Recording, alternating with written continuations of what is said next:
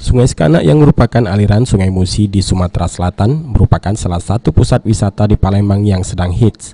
Ragam gambar mural dan paduan cat warna-warninya membuat lokasi ini menjadi tujuan utama para pemburu foto Instagramable.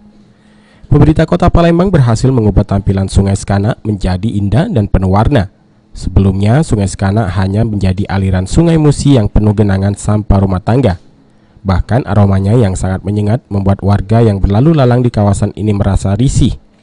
Kini sungai di Jalan Merdeka, Kelurahan 28 Ilir, Kecamatan Ilir Barat 2 Palembang ini menjadi sangat menarik dan terkenal dengan sebutan Sekanak bersolek. Sungai Sekanak menjadi sinyal kebangkitan Venesia dari timur. Julukan ini dulunya disematkan ke Sungai Musi karena keindahan sungainya dan menjadi daya tarik para wisatawan.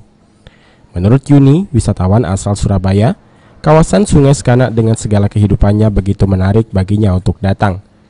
Kehidupan tepian Sungai Sekanak ini menjadi potensi wisata bagi Palembang, pasalnya tidak ada di kota lain.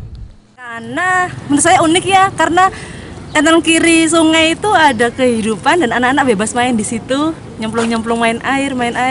Dan saya belum lihat di daerah-daerah manapun. Nggak tahu kalau di daerah Kalimantan yang banyak sungai. Kalau di sini saya suka suasananya. Terus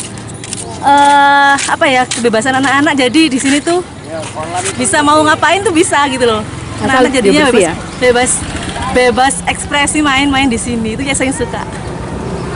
Ke Palembang penasaran sama Bumi Sriwijaya. Yang dengar-dengar Sungai Musi kan yang terpanjang ya.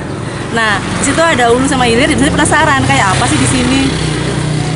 Nah, katanya sih Palembang kota tertua di Indonesia. Itu yang saya bikin penasaran lagi. Susan Oktaria, PAL TV.